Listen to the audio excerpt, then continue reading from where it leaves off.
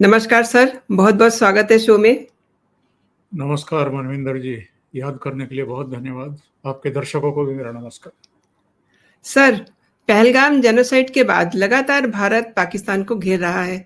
शनिवार को भारत ने पाकिस्तान को लेकर के 2 सख्त और फैसले किए हैं। पहला, भारत ने डायरेक्ट और इनडायरेक्ट आयात पर बैन लगा दिया है। भारतीय बंदरगाहों पर पाकिस्तानी जहाज़ों के आने पर भी रोक लगा दी है और दूसरा, डाक सेवाएँ भी पाकिस्तान के लिए बंद कर दी हैं।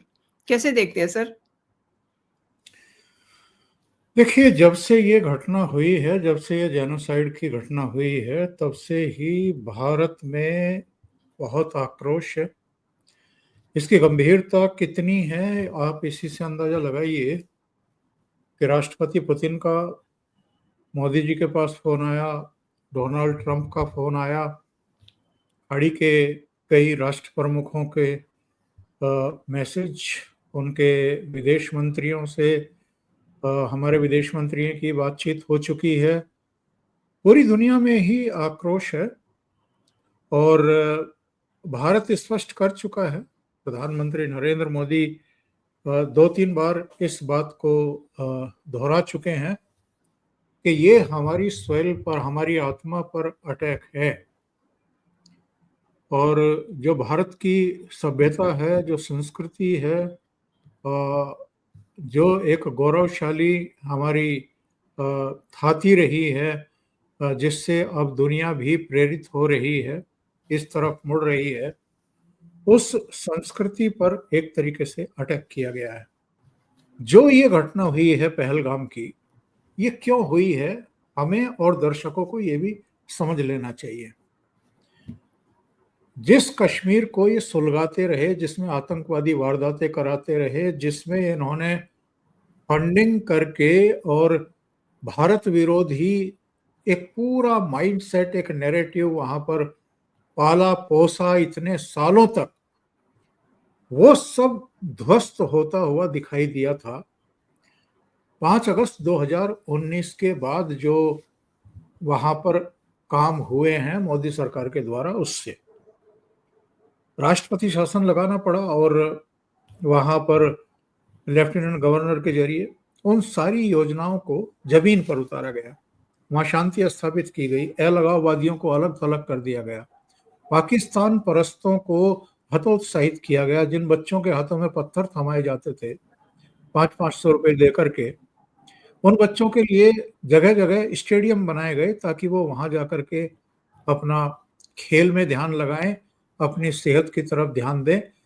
पढ़ाई के लिए तमाम जो बदहाल स्कूल थे, कॉलेज थे, डिग्री कॉलेज थे, उनको ठीक किया गया।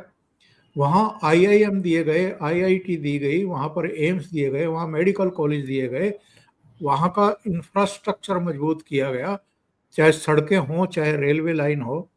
और 4 स्तर के चुनाव हुए, लोकल बॉडीज के चुनाव हुए, जिला स्तर की जो बॉडी होती है उसके चुनाव हुए, फिर लोकसभा के चुनाव हुए और उसके बाद विधानसभा के चुनाव हुए। और आमतौर पर वहां शांति थी, थोड़ी बहुत टारगेटेड हिंसा थी। कोई कोई बिहार के मजदूरों को निशाना बना लिया गया, उत्तर प्रदेश के ले लिया, इस तरह की हिंसा हो रही थी, लेकिन वो बड़े पैमाने पर नहीं। अभी जो हाल था वो ये था कि जब से उमर अब्दुल्ला की सरकार बनी है वहां पर, तब से जो ओजीडब्ल्यू यानी जो ओवरग्राउंड वर्कर जिनको कहते हैं, जो बेस उपलब्ध कराते हैं आतंकवादियों को, वो कॉलर खड़े करके फिर से टहलने लगे थे खुलेआम। उन्होंने माहौल खराब करना शुरू किया था और तब ये सवाल भी उठे थे कि भाई ये जो उमर अब्दुल्ला की सरकार बनी है, ये जल्दबाजी में चुनाव करा दिए गए हैं, अभी इसकी जरूरत थी नहीं। क्योंकि पहले भी जम्मू कश्मीर में 14-14, 15-15, 17-17 साल तक राष्ट्रपति शासन रहे हैं, बहुत विपरीत परिस्थितियां रही हैं। और अगर पूरा मामूल पर जब वातावरण आ जाए तब जाकर के करें। लेकिन हमारे यहाँ जो मिलोर्ड्स बैठे हैं सुप्रीम कोर्ट में, और चंद्रचूड़ की अध्यक्षता में जो पीठ थी, उसने सरकार को कहा कि अगले 3 महीने में चुनाव कराओ, और सरकार ने कहा कि ठीक है, करा देते हैं। करा दिया। आज नतीजा देखिए, जहां से चले थे इस एक वारदात ने, पहलगाम की एक वारदात ने वही पहुंचा दिया। और जम्मू कश्मीर में आज पर्यटन ठप, 1.5 से 2 करोड़ पर्यटक हर साल वहां जाने शुरू हो गए थे।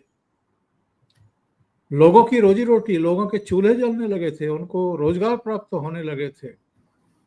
हर तरीके से वहां पर एक पॉजिटिविटी आ रही थी। और ये सब जो कुछ हुआ है, और जिसके तार सीधे टीआरएफ से जुड़े हुए हैं, लश्कर जैश जैसे आतंकवादियों से जुड़े हुए हैं, पाकिस्तानी सेना और आईएसआई से जुड़े हुए हैं।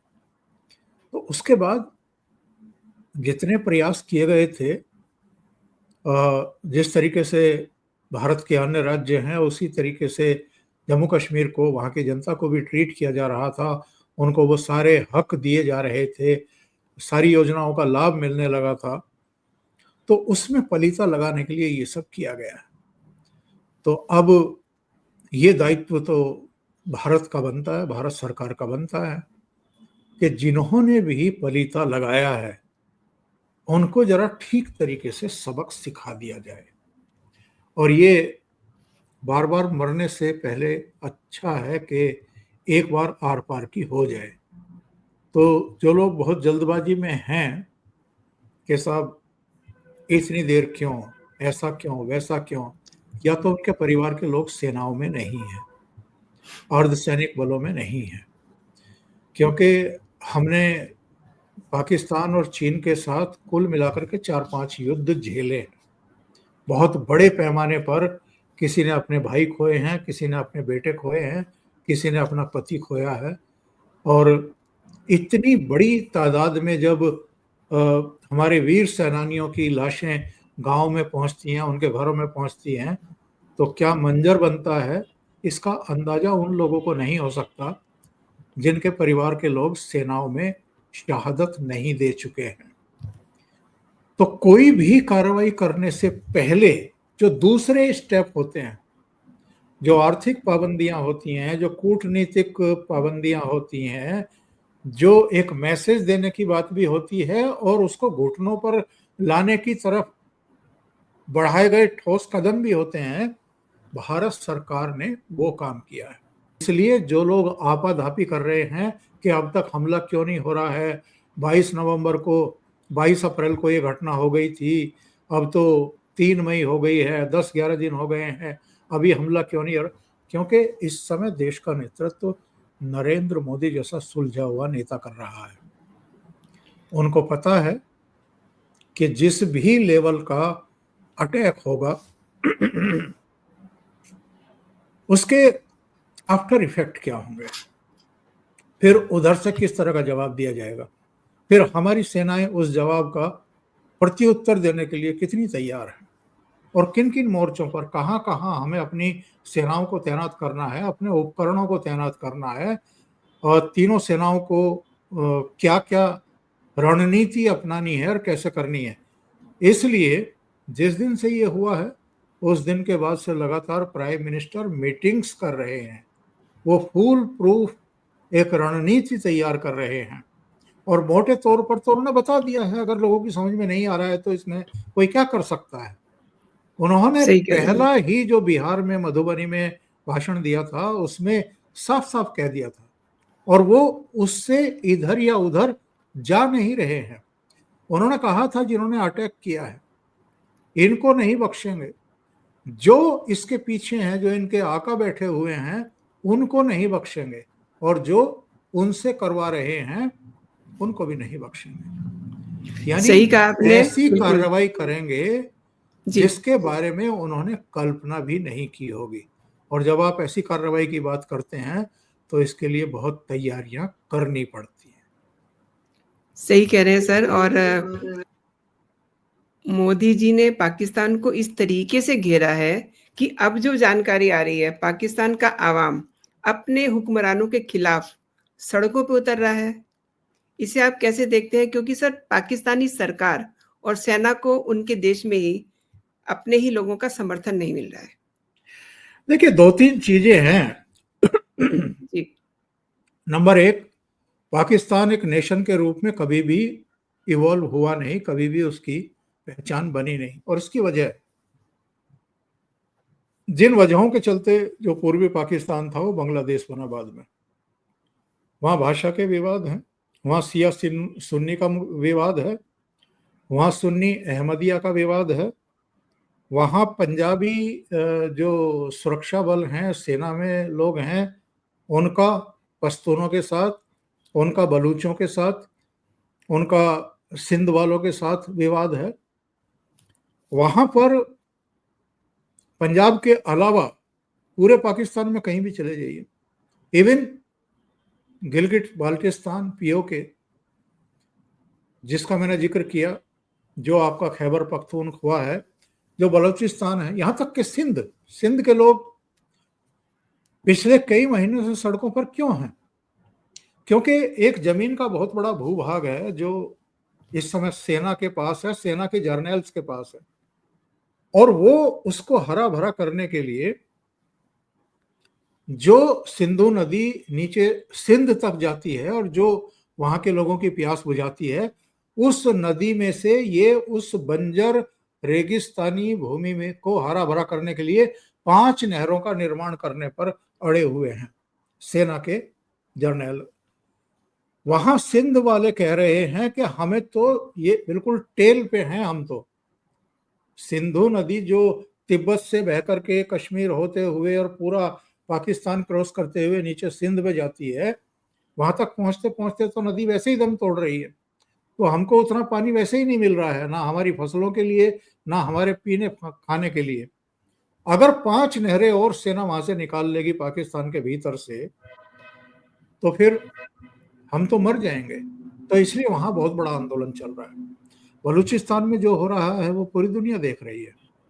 खैबर पख्तूनख्वा में जो पश्तून हैं उनका क्या हाल है, और वहां पर जो अफगानिस्तान की एंट्री है और दखल है, डोरंड लाइन को लेकर के जिस तरह की रस्साकसी होती रही है, वो इतनी भारी अंतर परेशानियों में इस समय घिरी हुई है पाकिस्तान की हुकूमत और सेना कि ये उसी को नहीं संभाल पा रहे थे। ऊपर से अब भारत ने सिंधु जल संधि को स्थगित कर दिया, जो 60 में कराची में बैठ करके नेहरू करके आए थे, और जो ये पाबंदी लगी हैं कि ना नए वीजा हम पाकिस्तानियों को देंगे। जितने पाकिस्तानी भारत में 20-20, 30-30, 40 साल से छिपे बैठे हैं, ये अपने आप में जांच का विषय है क्यों छिपे बैठे और किसकी मेहरबानी से छिपे बैठे। उनको वापस भेजा गया है, धकेल करके भेजा गया, पहली बार धक्के मार करके भेजा गया। डिपोर्ट करना बहुत एक ऐसा शब्द होता है कि जो बहुत अपमानजनक होता है किसी देश के नागरिकों के लिए, लेकिन डिपोर्ट किया गया उनको, जिस पर फारूक अब्दुल्ला भी अब रो रहे हैं, छाती पीट रहे हैं, और कुछ दूसरे लोग भी रो रहे हैं। तो वो काम किया गया। यहाँ से इनके उच्चायोग में बैठे हुए लोगों को उठा करके इस्लामाबाद फेंका गया कि 55 में से यहाँ 30 रह सकते हैं, 25 को यहाँ से फेंक दिया गया उठा करके। और अब ये पूरी तरीके से आयात निर्यात जितना भी था उसको खत्म कर दिया गया। यानी पाकिस्तान की जो भी पाकिस्तान को ताकत देने वाली या जो सप्लाई चेन हो सकती है उसको कट कर दिया गया। यानी प्यासे मरो सालो, और जितना यहाँ से सामान जा रहा था खाने पीने का वो कट कर दिया, नहीं दे, हमें ना आपसे कुछ चाहिए ना हम आपको भेजेंगे। तो अगले कुछ ही दिनों में, कुछ ही महीनों में वहाँ जो हाल होने वाला है उसकी कल्पना भी नहीं की जा सकती है। और वहाँ की जनता बहुत अच्छे तरीके से ये समझ चुकी है कि ये जितनी परेशानियां हैं पाकिस्तान में, जितनी गरीबी है, जितनी बेकारी है, जितनी लाचारी है, जितना लोग बेरोजगार हो गए हैं, और जो ये भीख का कटोरा लेकर के दुनिया भर में घूमते हैं, इसके लिए कोई और जिम्मेदार नहीं है, सेना जिम्मेदार है। क्योंकि उनकी आंखों के सामने है कि 1971 में जो देश पहले पूर्वी पाकिस्तान हुआ करता था, बांग्लादेश बना, वो तो बेहतर कर रहा था शेख हसीना जब तक थी, उसकी विकास दर भी बेहतर थी, विकास की गति भी वहाँ ठीक थी, पाकिस्तान से बहुत बढ़िया थी। और पाकिस्तान कहाँ रह गया? तो ये जो आतंकवाद को पालने पोसने का जो एक की जो एक सनक थी इनके दिमाग में, और वहां के रक्षा मंत्री ने भी स्वीकार किया, जब इमरान खान प्रधानमंत्री थे उन्होंने भी स्वीकार किया, और अब बिलावल भुट्टो ने भी एक्सेप्ट कर लिया कि हाँ, पाकिस्तान तो आतंकवादियों को पालता पोसता रहा, ट्रेनिंग देता रहा, और अमेरिका के और ब्रिटेन के कहने पर देता रहा।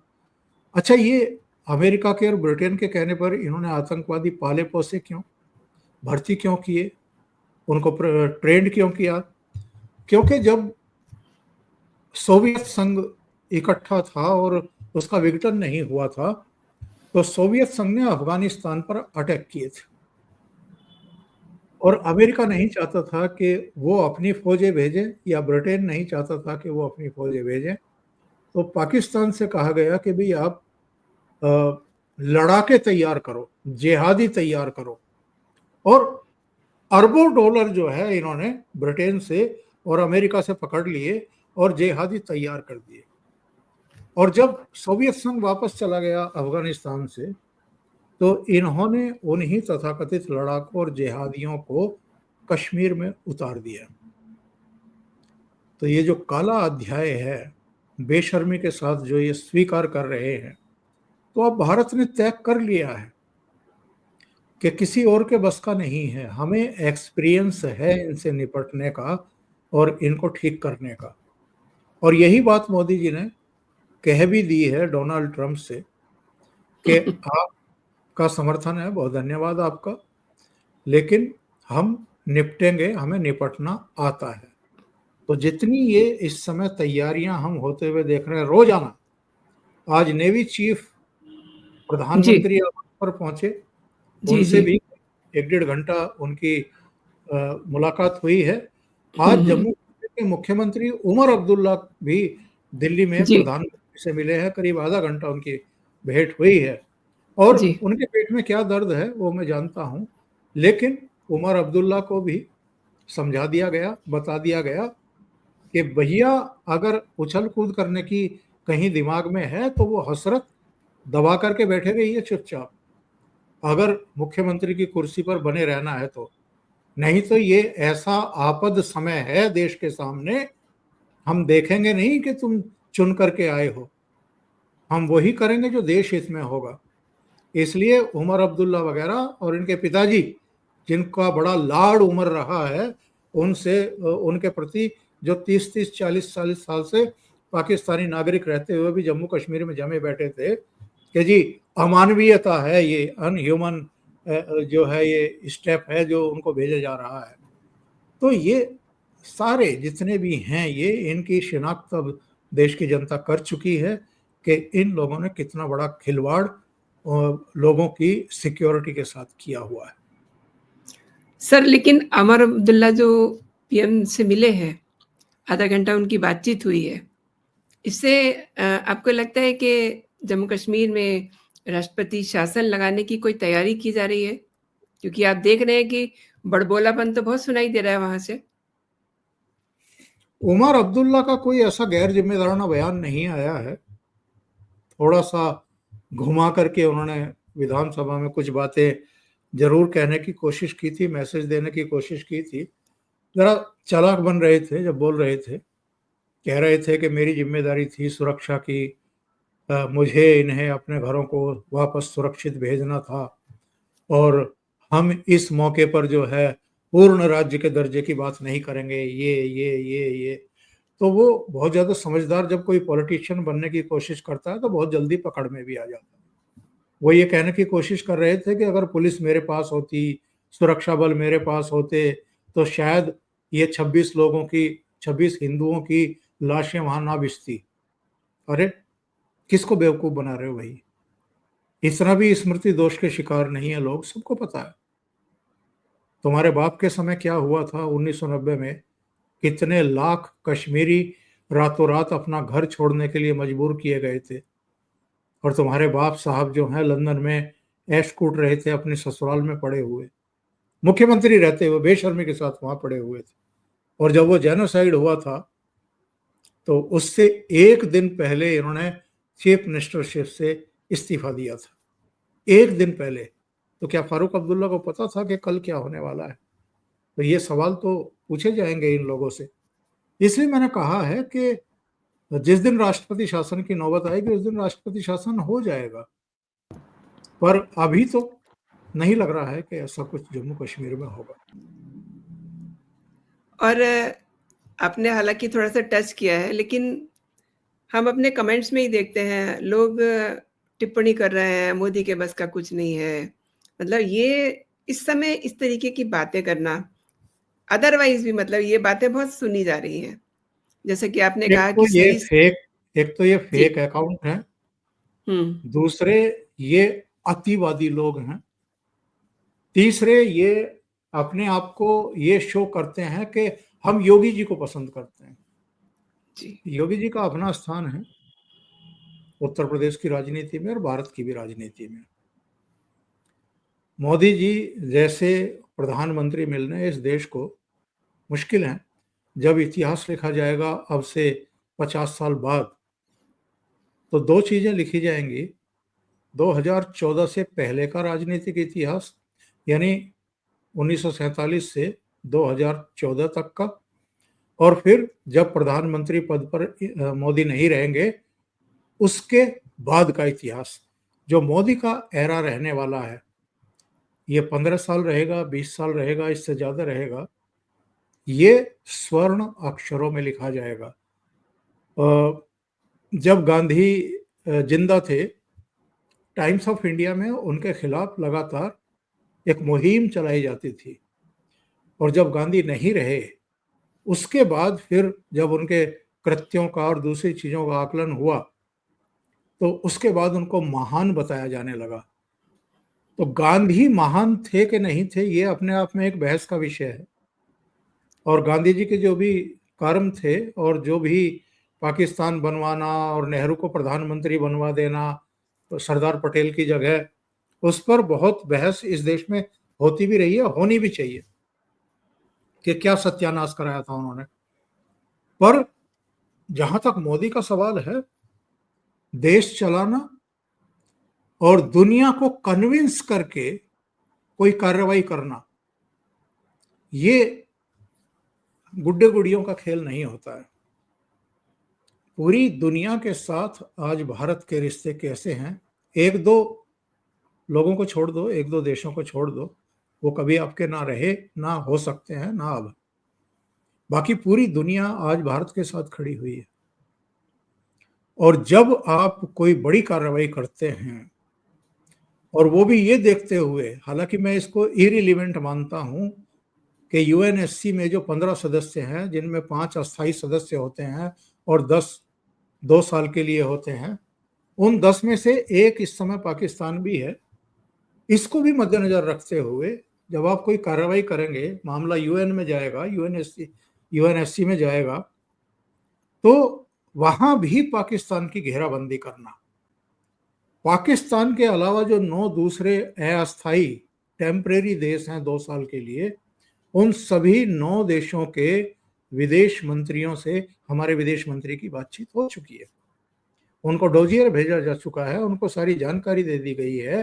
पाकिस्तान, पाकिस्तानी मिलिट्री और पाकिस्तान में बैठे हुए आतंकवादियों की आकाओं की जो भूमिका रही है पहलगाम में, उसके बारे में पुख्ता सबूत दे दिए गए हैं। तो ये ऐसे नहीं होता है कि जी 22 अप्रैल को पहलगाम में घटना हुई और 22 तारीख की रात को ही पाकिस्तान पर चढ़ाई कर दी। ऐसे नहीं होता है। बहुत सोच समझ करके, दुनिया भर के देशों को विश्वास में लेकर के, अपना पलड़ा भारी रखते हुए, और जिसने ये कृत्य किया है उसको अपराध बोध से ग्रस्त करके घुटनों पर लाने के लिए आपको बहुत बड़ी एक कूटनीतिक लड़ाई उस कार्रवाई से पहले लड़नी पड़ती है और जीतनी पड़ती है। तो वो काम नरेंद्र मोदी कर रहे हैं। मैं ये नहीं कह रहा हूं कि ये क्षमता योगी जी में नहीं होगी या कोई दूसरा प्रधानमंत्री बनेगा तो उसमें नहीं होगी, लेकिन मोदी जी से पहले जितने प्रधानमंत्री हुए हैं, इंक्लूडिंग अटल बिहारी वाजपेयी, वो कम से कम इतना ज्यादा फूंक फूंक करके कदम नहीं रखते थे और इतनी तैयारियों के लिए इतनी सारी रणनीतिक मीटिंग्स नहीं करते थे। रोजाना रिपोर्ट्स लेना, अच्छा इस मोर्चे पर कितना काम हुआ है, इस पर कितना काम हुआ है, हमारी तैयारियां कैसी हैं, जब हम ये काम करेंगे उधर से जो जवाब आएगा उसका प्रत्युत्तर कैसे देंगे। ये सारी चीजें जब एक प्रधानमंत्री बैठ करके अपने सेना प्रमुखों से डिस्कस कर रहा हो, तब इस तरह की वाहियात बातें किसी को नहीं करनी चाहिए। जिनको एबीसीडी पता नहीं है कूटनीति की, जिनको ये समझ नहीं है कि युद्ध काल कैसा होता है, जिनको ये पता नहीं है कि अंतर्राष्ट्रीय समुदाय किस तरह से बिहेव करता है, देख लो ना, हमारे सामने है। इजराइल और गाजा का जो संघर्ष है उसमें देख लो, रूस और यूक्रेन के बीच में जो संघर्ष है वो देख लो। जिसकी गाड़ी पलट जाती है उसको कई लोग खड़े खड़े ऐसे ही बेवकूफ कह देते हैं। इसलिए कोई भी स्टेप उठाने से पहले ठोक बजा करके, और जो मैंने पहले कहा था कि कारगिल के समय भी, 71 के समय युद्ध के समय, 65 के समय और 48 के समय हमने घरों को अपने वीर सेनानियों की लाशें आती हुई देखी हैं। तो जिनके घरों के लोग सेनाओं में, सुरक्षा बलों में, पुलिस में नहीं है, उनको इस दर्द, इस पीड़ा की जानकारी नहीं होती है। हमारे यहाँ कम से कम कैजुअलिटी हो, इसके लिए जो कहते हैं फूल प्रूफ व्यवस्था और रणनीति बनाना बहुत जरूरी होती है। और 10 दिन लग जाए कोई दिक्कत नहीं है, लेकिन जब जवाब दिया जाए तो ऐसा दिया जाए जिसको दशकों तक याद रखे हमारा दुश्मन, और हमारे देश के जो वीर जवान हैं उनको भी कम से कम क्षति पहुंचे। सही कह रहे हैं, क्योंकि जो अब तक की कहना चाहिए कि तैयारियां हैं, उनसे ही पाकिस्तान इतना डरा हुआ है, वहाँ के हुक्मरान इतने डरे हुए हैं, इसीलिए उनको अपने देश में समर्थन नहीं मिल रहा है। सर, आपने मेरे शो के लिए समय निकाला और मेरे दर्शकों को कई महत्वपूर्ण बिंदुओं पे आपने जानकारी दी। आपका बहुत बहुत धन्यवाद। जय हिंद, जय भारत। Thanks a lot. जय हिंद।